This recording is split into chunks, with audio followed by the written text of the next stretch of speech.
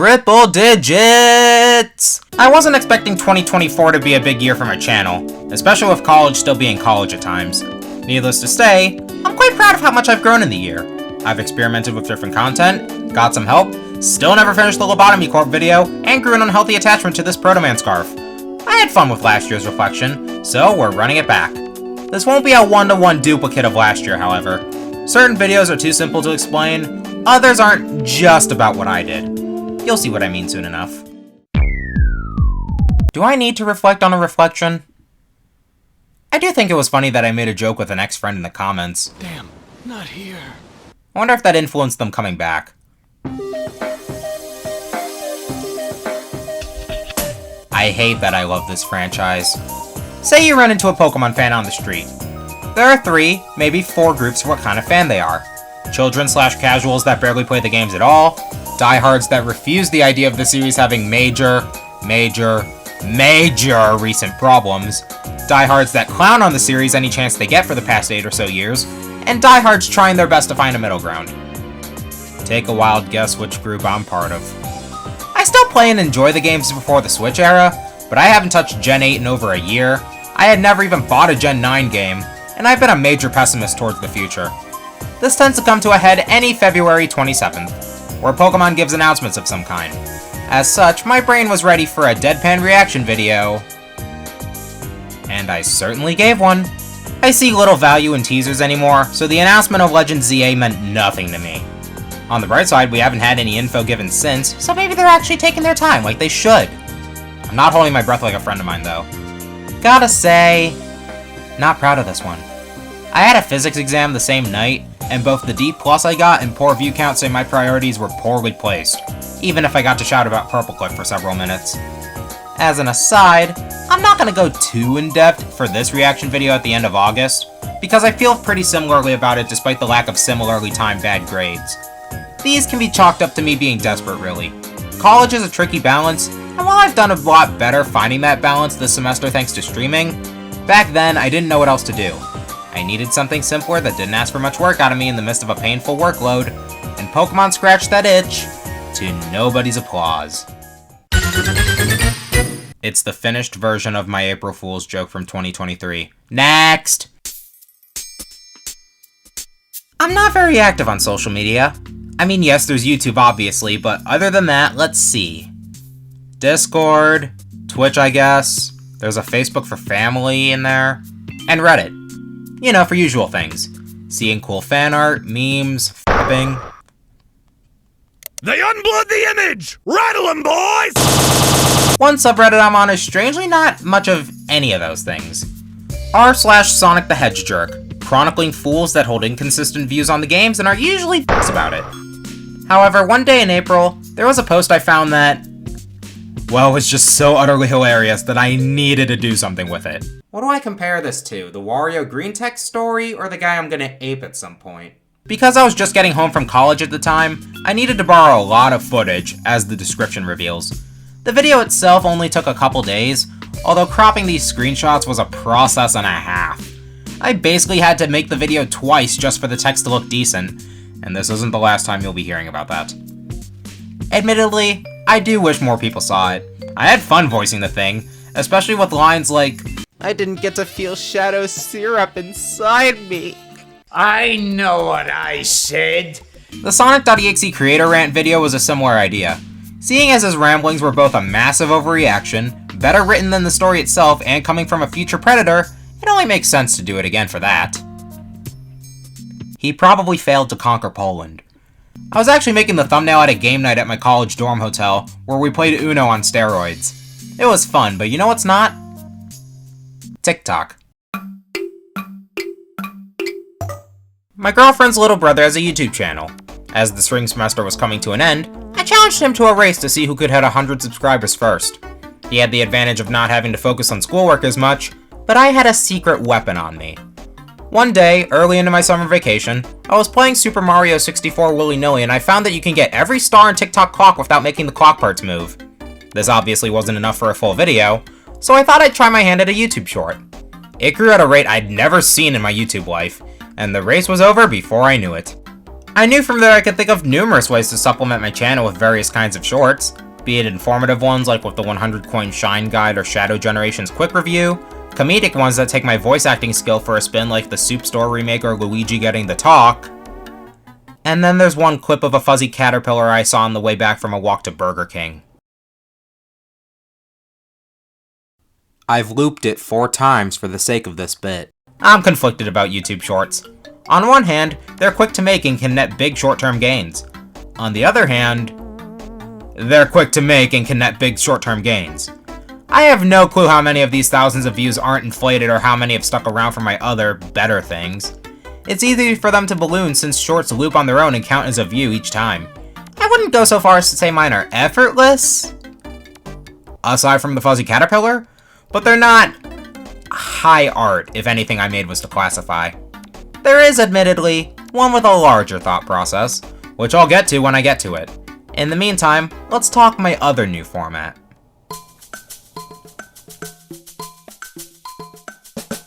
One day, I was feeling lonely. Like I was blowing off time I could spend with friends for a constant video grind and working at my summer job at the same time. War is free Slurpees. I wasn't sure how to try and bridge the two, but then I thought of something I was wanting to do since the beginning of 2023. A Randomizer Nuzlocke of Pokemon White. Since it was already mid-July, only a month before I'd have to go back to the dorm room of content uncertainty, I was in the mood to play Mario Sunshine first. Boy, did that go well. Part 4 was focused almost exclusively on coin stuff, and you can visibly see the light drain from my eyes. But most of it was still pretty fun, and it was a treat talking to people I didn't know in chat, even if there was a noticeable output delay. And you know what? It killed 2 birds with 1 stone. I was making good rounds, and the most consistent people in chat were IRLs that I would have hung out with otherwise. Heck, the birthday stream was killing 2 birds with 1 stone again. I got the big hangouts I love so much, my girlfriend became part of the squad, so to speak. We play Mario Party online together sometimes. And more content. Yep, streaming was a great idea. So long as it wasn't a workday, at least. War is free Slurpees! It became just as big an outlet as my primary game reviews.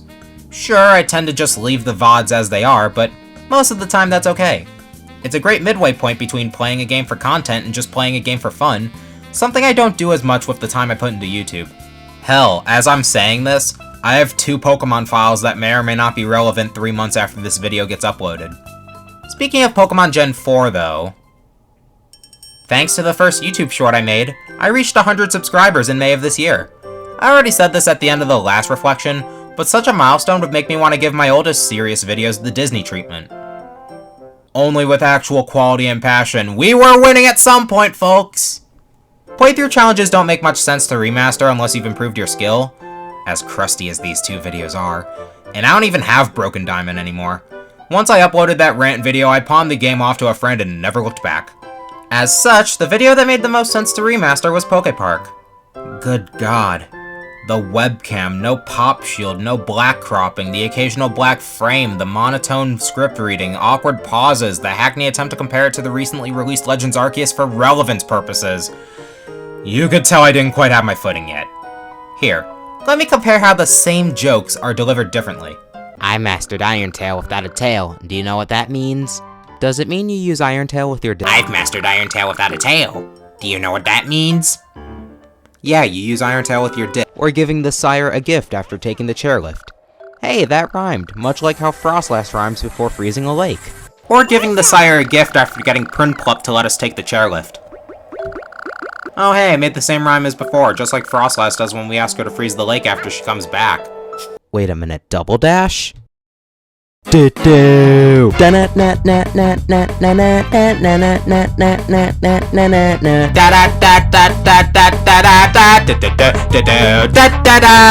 My concerns were mainly about the presentation rather than the actual content, but when I made my new script, I surprised myself with how much I added. Act 2 ended up being 10 minutes longer. I was more specific with my thoughts, made a lot more jokes with the editing, didn't punch a guy while taking a walk in the winter. Helps that this was uploaded in July. Hell, some jokes in the video were supposed to be in the original, but I didn't know how to incorporate them properly. Actually, I looked back at my old script and was surprised at just how many gags I left out. It's like 16-year-old me knew I was gonna remake the video 2.5 years later and reflect on it 5 months after that. Great insight, junior me. Ditch your comic illustration friend. She's a whore. That's twice I reference her in a reflection video. When I wasn't streaming Mario Sunshine, working at the trenches of the Free Slurpee War, or sleeping, I was working on PokePark Act 2. That was gonna be my big summer video, and big it was. It quickly eclipsed the original, as it should have. Aside from my mic showing its age more in Act 2 and one moment of improper footage near the end, there aren't many problems I can pin down with this video. And what do you know, we're still going with the Pokemon train.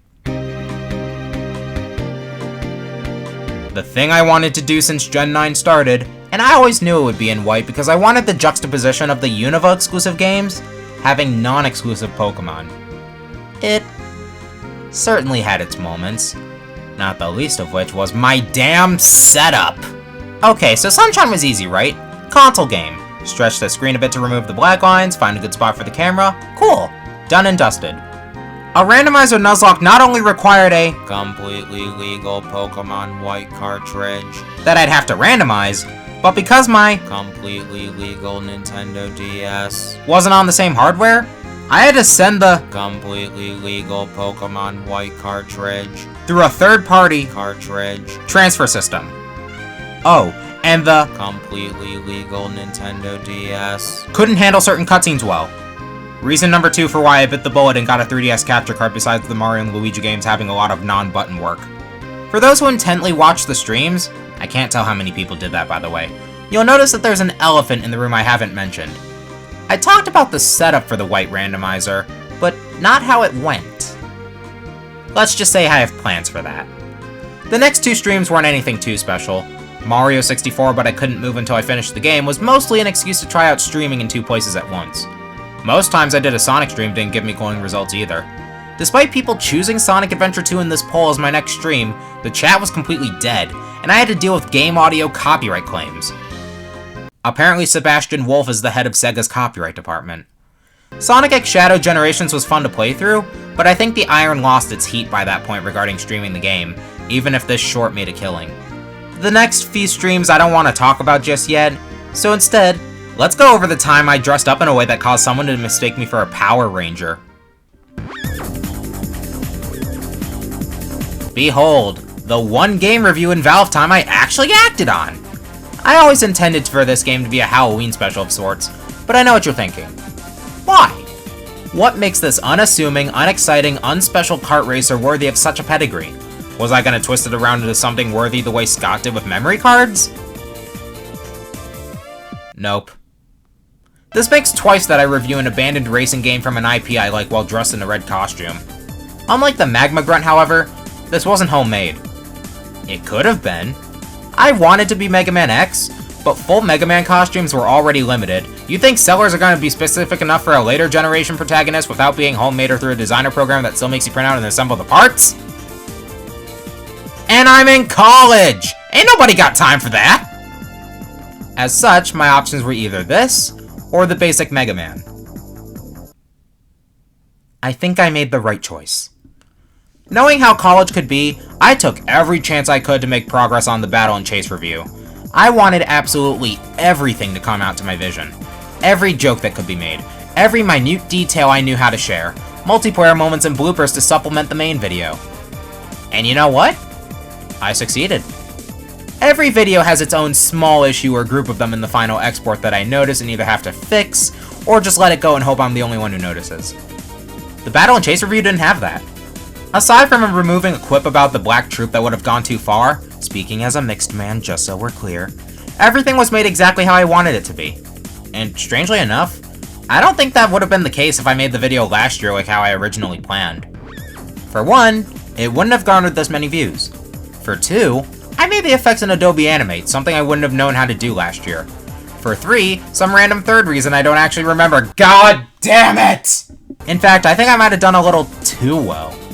I had the main video done weeks before Halloween, the extras video days before Halloween, and time to stream Mario and Luigi Superstar Saga.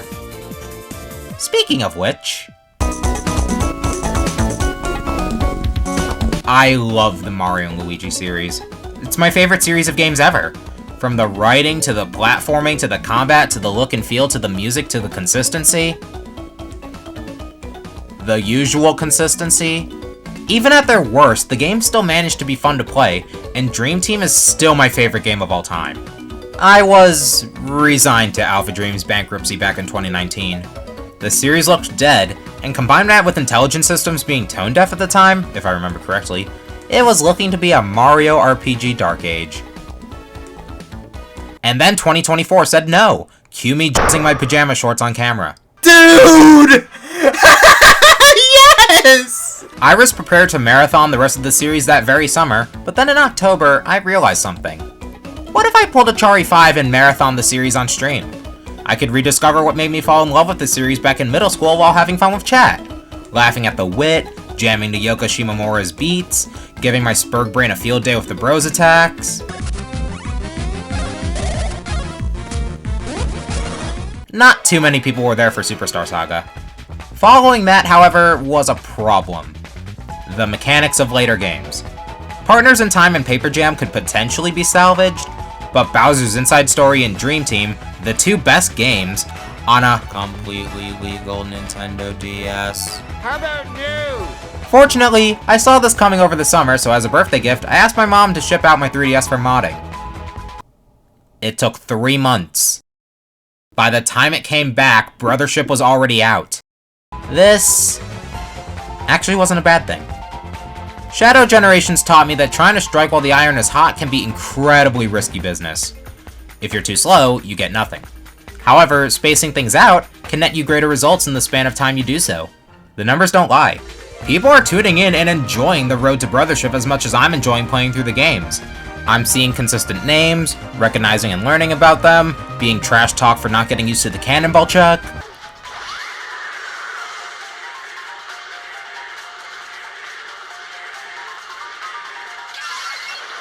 Kindly shut the f*** up, Run Your M's. And at the time of recording this, I've finished Paper Jam.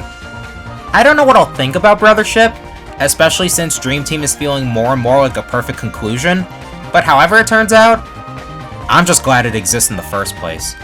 I hope it's doing well, or at least well enough for more to be considered. I know IGN poisoned the well out of the gate, but as a Sonic fan, I know to ignore them.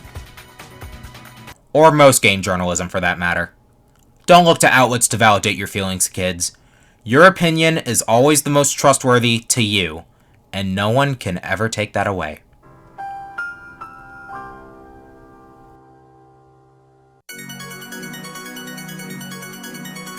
At least this holiday special had a little more thought behind it. Another Act 2. Away with the black bars. Away with the drone script reading. Away with the lack of depth. I'll stretch a 1-hour game and its 15-minute pseudo-follow-up as much as I want! And I did. Thanks to actually owning and playing Christmas nights alongside the main game, talking about the simple yet effective multiplayer and shining a dim light on the now unavailable remaster, what was once a 14-minute video became a 23-minute video. That's... carry the 9... 1.64 times the original length, and those original 14 minutes are more substantive too.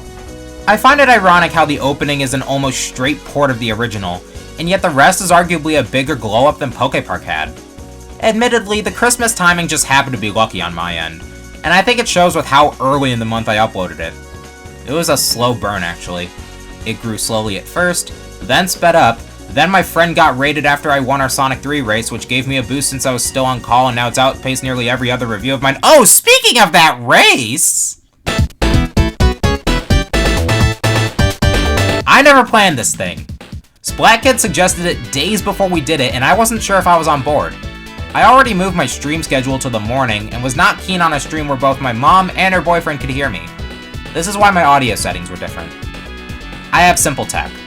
Normally for a stream, I would get my audio from whatever's in the room. My voice, the TV/laptop loud enough for people to hear. It's not amazing, but it does the job. For this stream, I spoke quieter and kept the TV volume low, but quietly played the audio direct from the capture card to compensate. I checked back at that stream just to make sure, and to my surprise, it actually came out pretty good. I wouldn't make it my new norm because I want to hear the game too, but it was at least palatable compared to the normal method with a TV. Splat Kid sounded bad, but this was a double-ended stream. The case was probably in reverse on his side. Speaking of his side, he was exposed to a couple of firsts, the first of his first being his first full stream. As such, while I was hoping to start at 8, he needed prep that took him until 9. I didn't know what his audio settings were, and I can't find the stream VOD to check. Anyway, I was pretty confident that I'd win going in. The rules were, first to beat Doomsday, Sonic and Tails, all Super Emeralds, Anniversary Mode coins allowed. Trust me, we needed this one. That confidence faded a little when Splat Kid pulled ahead at the start, no doubt in part from Monkey Dude here being a troll, but everything changed when the Carnival Night Nation attacked.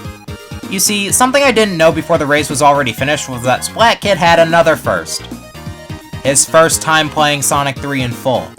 As such, he fell prey to common Sonic 3 slip-ups like the maze design of Carnival Night Act 2, the lack of obvious giant rings and flying battery zone, all of Sandopolis, the beginner's trap pit at the end of Sky Sanctuary, repeated deaths to Giant Eggman Robo's second phase, all of Sandopolis.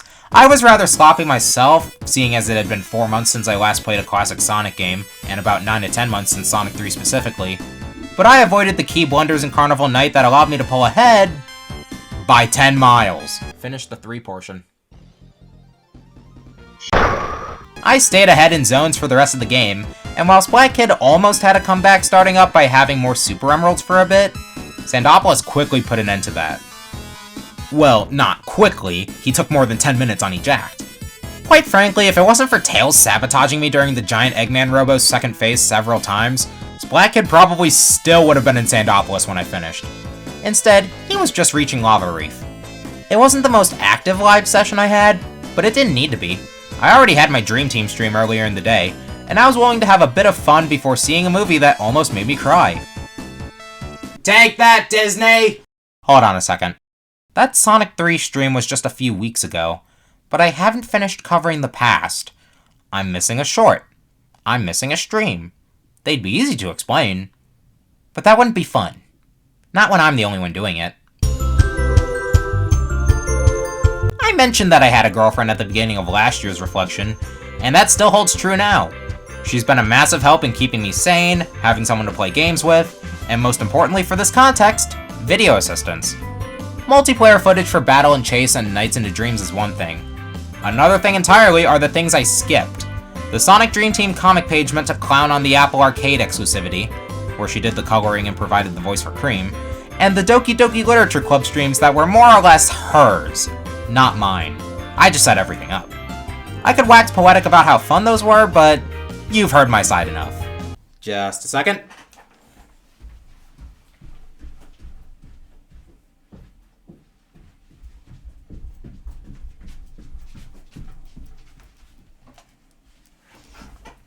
Talk.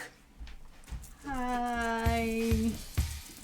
2024 has had its ups and downs for sure, but what made it bearable was being a part of streams, being able to color, voicing characters when needed to, or multiplayer footage. I'll start off with the coloring portion first. I colored and shaded the comic with Sonic and Cream, and I colored and shaded Base and Roll from Mega Man. They were really fun projects for me to do, and I'm glad that I was able to do them. They helped me get my mind off of usual college stuff for a moment, which helped keep me sane and not lose more of my brain cells due to constant studying and note-taking. That wasn't fun! Anyways, voicing characters when needed. That was a thing that wasn't on any of my bingo cards. I've never gotten into voicing characters for anything until I met the lovely man who's making this video. Doing voices and actually figuring out my vocal range for characters, how I change my tone, my attitude, and the likes, it's really fun to do. Makes me want to actually be a part of a production. Now for the multiplayer footage, it's always fun playing alongside someone, but to me it's even more fun when it's me being a part of something someone is making. Battle and Chase was fun and hilarious at times depending on the circumstances. I got to play a character who drives a bird car. Nothing can get better than that. It's way too cute! Nights into Dreams can be fun and utterly confusing to me at the same time. I'm not experienced enough to fully understand the mechanics, so whenever I play with Psyche after not playing it for a while, it's disorienting. Fun though. I love flying in circles. Now, honorable mentions. When it comes to me voicing characters, I am slightly a perfectionist. I like to make sure that I'm voicing a character properly and doing them justice, so I would do multiple takes of lines that I needed to say. I did multiple takes of the word yes. No, I am not proud of my totally slight perfectionism. Not only did I do multiple takes for just one word, I did 3 takes per line I had to do for cream. Again, not proud of my totally slight perfectionism. Actually, it was a mixture of perfectionism and self-consciousness. I'm trying to get used to liking how my voice sounds depending on what I do, but sometimes it can be difficult. My brain saying one thing and another part of me saying another kind of thing. It's a rare struggle now.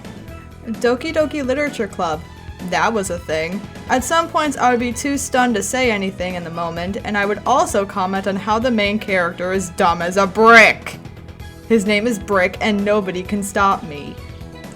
The streams I've been a part of. Oh my gods, were they fun. I haven't been on camera so much in my life and it's been amazing. I'm so glad that I'm able to be a part of the streams. They really help keep me at bay after a long day of classes and working. I have slight depression, so that can take a lot out of me at times, and the streams help a lot to cheer me up. Now, with all of that being said, that is my segment of this reflection over and done with. Back to you, honey. Good job, good job. Now get out of here. This is my show.